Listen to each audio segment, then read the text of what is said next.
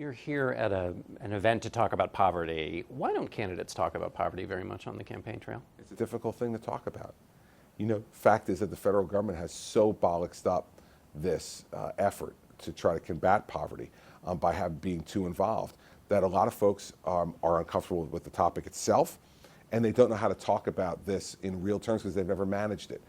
The fact is that in New Jersey, we've doubled the earned income tax credit because what I want to do is to value work again, to reward people for work. There are people in my state who say to me, well, Governor, staying on all the government programs, I make more than if I went out and got a job. Well, that's why I doubled the earned income tax credit. So those people who decide to go out there, they're going to be making money, more money working than they're going to be sitting on their couch.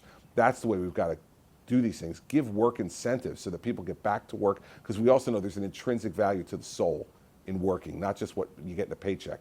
But if they're going to get kicked out of their apartment, their kids are going to be on the street because they're making less money working than they were on the government dole, they're never going to do it. We have to make sure that that gets reversed. Some people say that there's not much talk about poverty because the poor aren't going to vote for Republicans. Now, I don't believe that's true.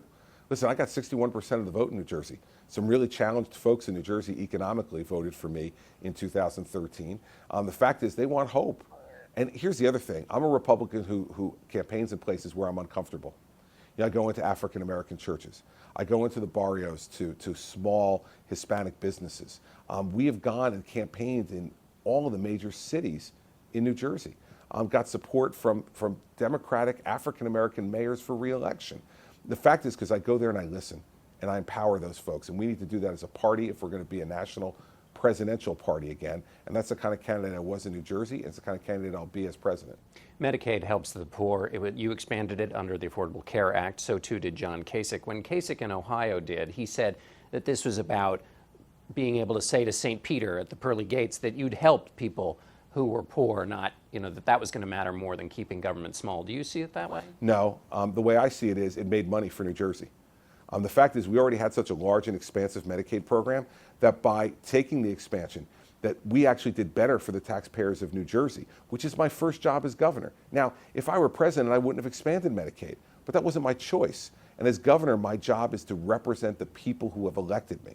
And so we've expanded Medicaid in our state, but really what it did was just have the federal government pick up more of the tab that the state was already picking up. We made about $220 million on Medicaid expansion, which helped us to do other things like cut taxes and do things like the earned income tax credit for people. So that's why I did it. I did it because it made fiscal sense for our state. So you don't think Medicaid helps the poor?